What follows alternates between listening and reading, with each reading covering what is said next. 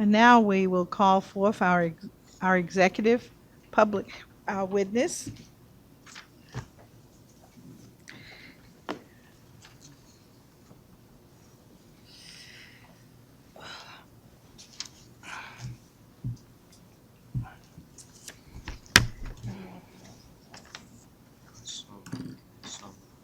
How do I pronounce his last name? Mamadou. Okay, all right. So, Mr. Mamadou, you're going to have to stand, please. Oh, sure. Raise your right hand so we can swear you in. Do you swear and affirm that your testimony and any statements that you make before us here today to be truthful and complete? I do. Thank you. And you can begin. Good morning, Chairwoman Barnes, members of the Committee on Housing and Community Development, and members of the public. My name is Mamadou Samba, and I am honored to be testifying before the committee today for the first time as Director of the Mayor's Office on African Affairs, having recently been appointed by Mayor Bowser to serve as in her new administration. I am originally from Dakar, Senegal, a sister city to Washington, D.C. since 2006. Having previously served as a commissioner on the D.C. Commission on African Affairs and as a Capital City Fellow for the agency, among other roles, I continue to be a strong advocate for the diverse African diaspora communities in Washington, D.C. I am honored to have been chosen by Mayor Bowser to lead the office and look forward to working to advance the mayor's vision of creating a more inclusive government so that all our residents, including our immigrant communities, have a chance at joining our middle class. The office will work to advance a number of the mayor's priorities, including helping more community members find better job opportunities, affordable housing, and safer neighborhoods. As you know, in recent years, the district population continues to grow, welcoming an average of 1,200 residents per month. A recent census report released in October of last year reveals that the Washington, D.C. metropolitan area is home to one of the largest African immigrant populations in the country, estimated at around 161,000, roughly 13% of the foreign-born population, only second to the New York metropolitan area. Washington, D.C. continues to be a preferred destination for Ethiopians, who account for almost 1 of 5 Black African immigrants, followed by residents from Nigeria, Sierra Leone, Ghana, and Cameroon. These countries, together with Liberia, Somalia, Guinea, Sudan, and Eritrea, account for 3/4 of the African immigrant population in DC. The African immigrant population nationwide has grown steadily from 80,000 in 1970 to 1.6 million nationwide today. But that rate has accelerated, and the highest growth has occurred in the past decade.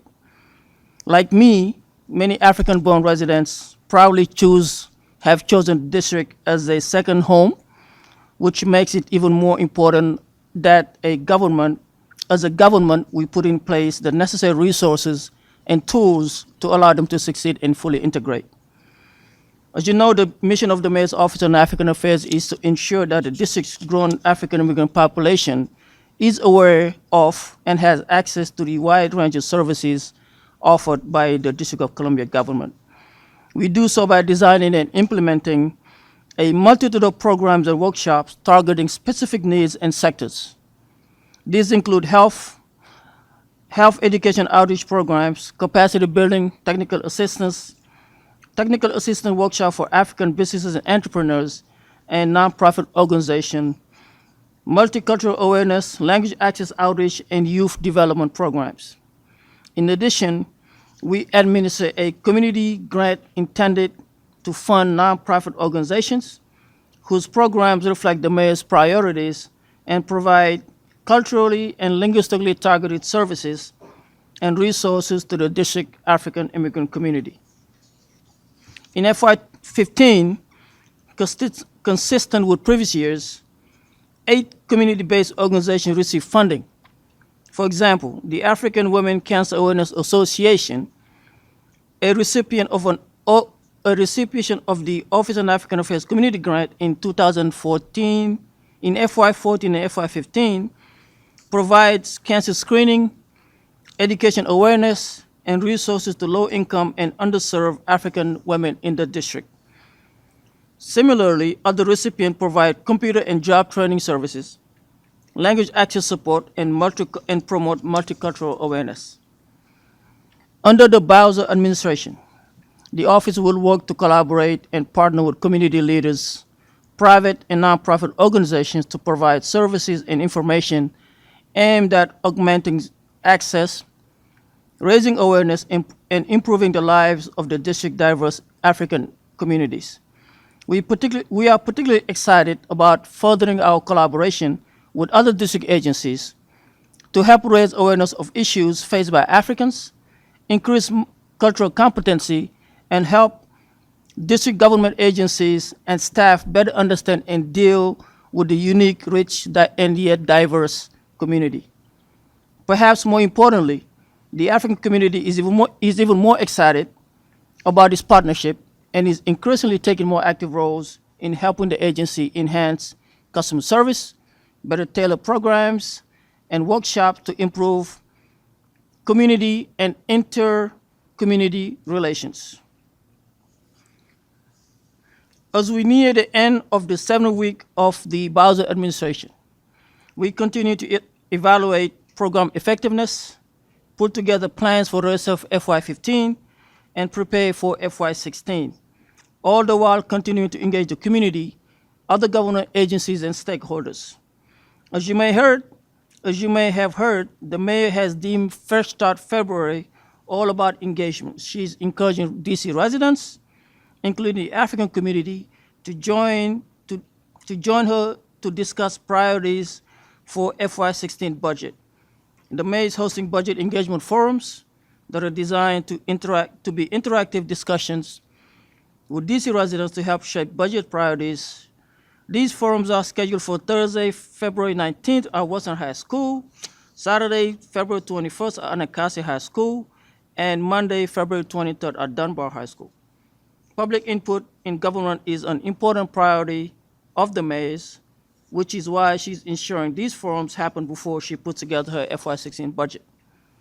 The mayor has held an open house at the John Wilson Building earlier this month, and she's also met with residents at our own open house last week, and both of these were opportunities for the public to see where and how government works and to meet and greet with her new administration. Thank you very much for the opportunity to speak, and I look forward to answering any questions.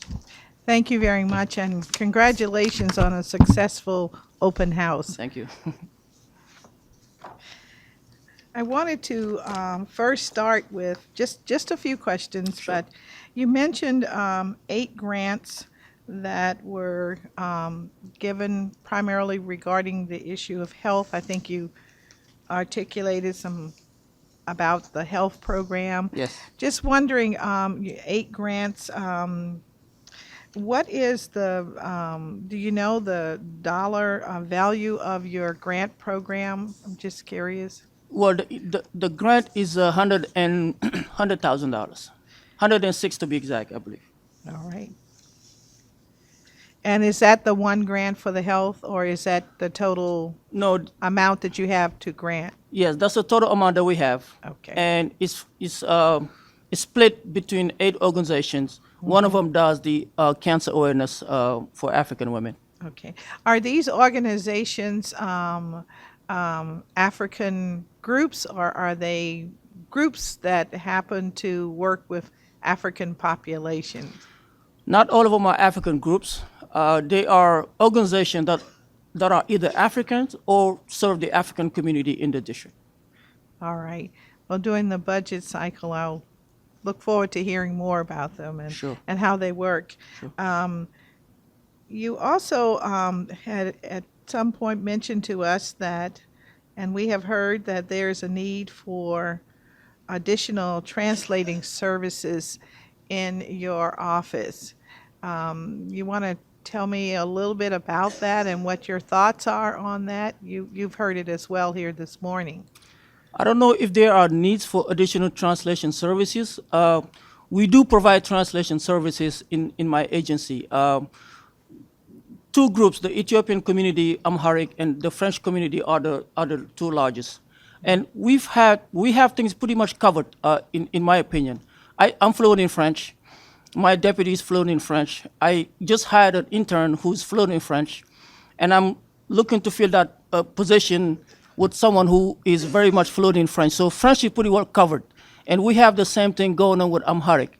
So we try to provide those services given the resources that we have, and this is also an opportunity for us to collaborate with other agencies so that we can maximize our resources and reach the maximum number of people. All right, thank you very much. I Thank you. appreciate it, and we'll be talking more during the budget cycle. Sure. Thank you. Thank you.